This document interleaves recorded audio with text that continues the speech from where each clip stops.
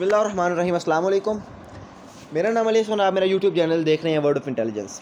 Basically जो आपकी आज की वीडियो का टाइटल है वो ये है कि पाकिस्तान की इकॉनमी में क्या वो बेसिक एलिमेंट्स हैं जिसकी वजह से पाकिस्तान की इकॉनमी बहुत कम है।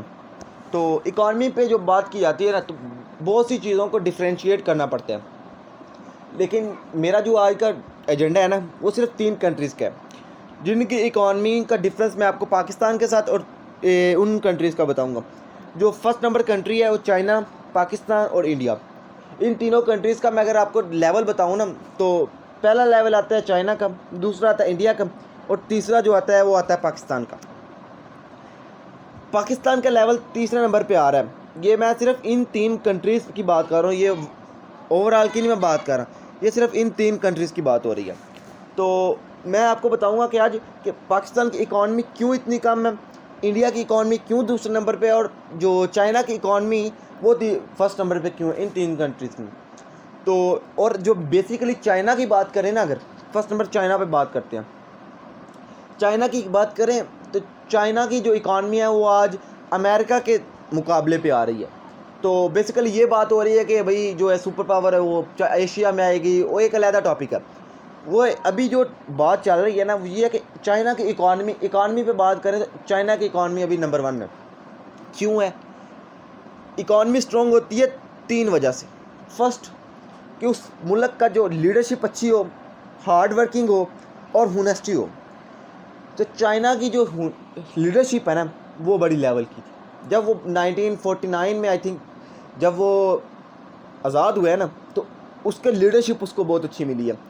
लीडरशिप के साथ साथ वो लोग बड़े हार्ड वर्किंग है और उसके साथ जो हुनेस्टी है उन लोगों में इस तरह है कि पूछो मत। और ये जो चाइना की जो इकॉनमी स्ट्रॉन्ग होने के ये 3 बेसिक एलिमेंट थे।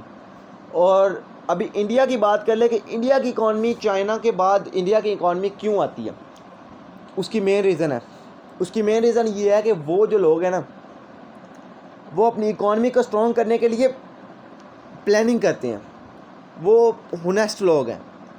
मैं ये नहीं कह रहा कि वो एक जो बात कर रहे हैं ना इंडिया की बात करूं तो वो हुनेस्ट लोग इसलिए हैं कि वो अपने लीडरशिप उनमें अच्छी है।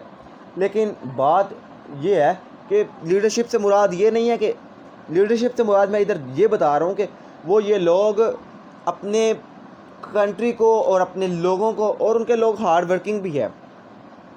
और उनकी मिसाल ये है, पेपाल देख लो, माइक्रोसॉफ्ट देख लो, गूगल देख लो, IBM देख लो, अमेज़ोन देख लो, एफिलिएट मार्केटिंग देख लो, यहाँ तक कि जितने भी सैमसंग, आईफोन ब्रांड, जितने ब्रांड देख लो, उनकी जो कंट्री में इन्वेस्टमेंट हो रही है। चाइना के जो बेसिक एलिमेंट्स थे वो 3 ये थे कि उनमें लीडरशिप अच्छी है, वो हार्ड वर्किंग है और वो हुनेस्ट है।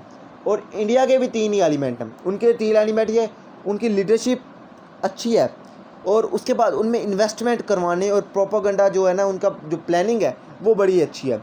और उनके जो बच्चे हैं वो, मैं आपको यूट्यूब पे मिसाल देता हूँ कि जो हमारे पाकिस्तान के प्रोफेसर्स होते हैं ना, जो यूनिवर्सिटी में जाके का लेक्चर देना होता है, वो इधर रात को अंडर 18 जो स्टूडेंट्स होते हैं ना, उनके अंडर 18 स्टूडेंट्स होते हैं अमेरिका के, उधर प्रोग्रामिंग और जो है अपनी मैथ ट्यूटोरियल्स वगैरह उधर से ले रहे होते हैं। ये पाकिस्तान के प्रोफेसर्स और पाकिस्तान की एजुकेशन सिस्टम का हाल है।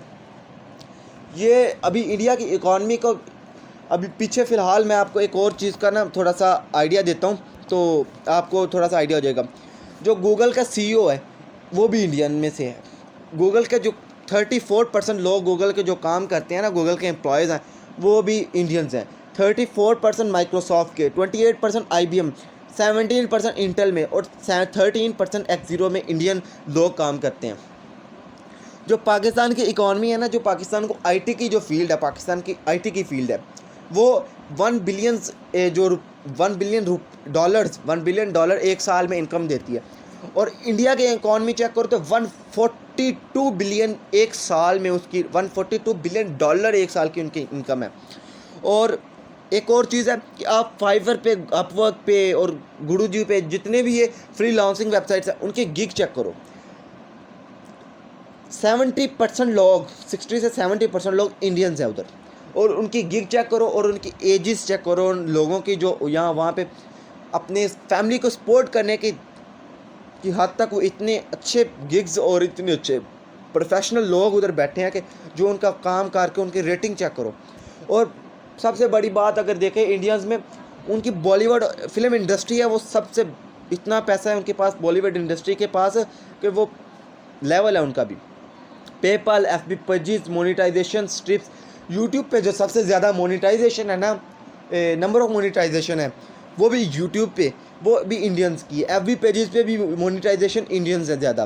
पेपाल देख लो, और जितनी भी टेक्नोलॉजीज़ हैं उनमें इंडिया की नंबर 1 है। और जैसा कि एक और चीज़, मैं पाकिस्तान पे अभी आता हूँ, तो पाकिस्तान के जो DJ हिस्पिया उन्होंने जो हमारे जनरल है उन्होंने कई मरतबा कहा कि ये जो 5th वर्ल्ड वार जनरेशन है, अगर किसी को 5th वर्ल्ड वार जनरेशन का नहीं ना पता, मैं यूट्यूब चैनल पे एक 5th वर्ल्ड जनरेशन की वार जो ना उसको एक्सप्लेन करूँगा। तो बेसिकली मैं आपको बता देता हूँ 5th वर्ल्ड वार जनरेशन है क्या। 5th वर्ल्ड वार ये है कि जिसमें कोई ये पिस्टल्स या फिर इस तरह करके तलवारों के साथ या फिर सॉर्ड के साथ इस तरह कोई लड़ाई नहीं होगी। ये मेंटल और दिमाग, इंसान के दिमागों के साथ खेली जाने वाली लड़ाई है।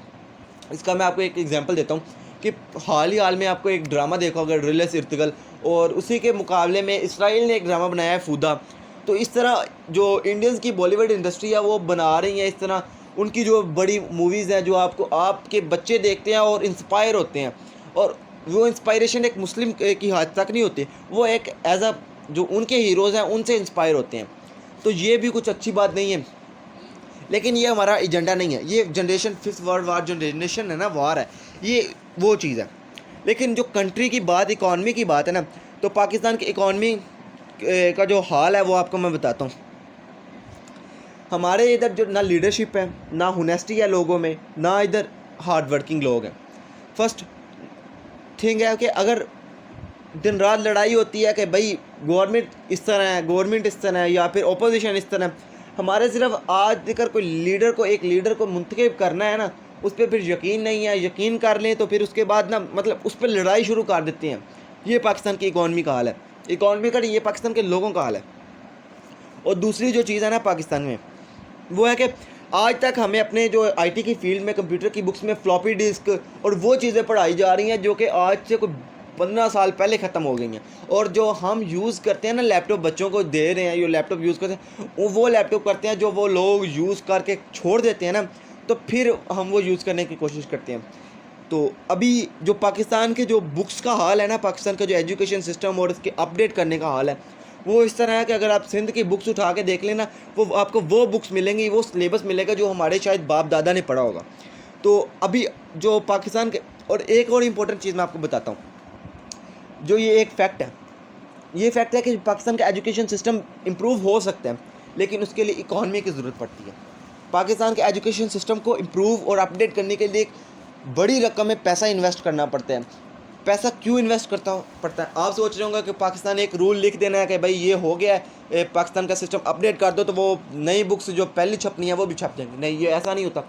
मुकम्मल ट्रेनिंग जो उसका स्टाफ होता है, गवर्नमेंट का स्टाफ है, उसको मुकम्मल ट्रेनिंग का जो है वो करनी पड़ती है। उसके बाद जो ट्रेनिंग के बाद उनके अलग-अलग जो उनके पेपर्स बनते हैं, जो मुकम्मल सिस्टम अपडेट करना पड़ता है। पाकिस्तान की जो अभी मैं आपको अपनी जो रिज़ल्ट की साइट, जो मेरे ख्याल से मैट्रिक और इंटरमीडिएट की साइट होती है ना, तो उनका ये हाल है कि जब एक दिन रिज़ल्ट की डेट होती है ना, तो वो इस तरह लैगिंग कर रही होती है कि हर बंदा उस पर एक्सेस नहीं कर पा रहा होता है। ये हमारी जो टेक्नोलॉजी का ये हाल आजकल चल रहा है। तो और इंडिया की जो हाल है, इंडिया की जो है ना इन्वेस्टमेंट बढ़िया, और हाल ही में पाकिस्तान में जो है पीछे क्या खबरें आ रही थी, तो हाल ही दिनों में ये आई थी कि आपको यूट्यूब बंद हो रही है, टिकटॉक बंद हो रही है, और PUBG बंद हो गई। PUBG तो बैन भी हो गई थी लेकिन फिर अनबैन हो गई है। तो ये 3 चीज़ें बैन के बारे में खबरें आई हैं, और इंडिया में भी 3 खबरें आई हैं। पाकिस्तान में 3 खबरें आई हैं और इंडिया में भी 3 खबरें। 9 जुलाई Samsung smart watching smart brand, जो सैमसंग का ब्रांड है ना, उन्होंने स्मार्ट वॉचेस बनाने के लिए इंडिया में इन्वेस्टमेंट की है 9 जुलाई को। और 11 जुलाई को फैक्सकॉन, ये भी इंडस्ट्री है, इन्होंने $1 बिलियन जो डॉलर की ना इन्वेस्टमेंट की है इंडिया में, और गूगल ने $10 बिलियन की इन्वेस्टमेंट की है इंडिया में। अभी आप ये देख लें कि जब इन्वेस्टमेंट उन्होंने की है, और ये इन्वेस्टमेंट इंडिया में हुई है, तो इंडिया में ये इन्वेस्टमेंट होगी।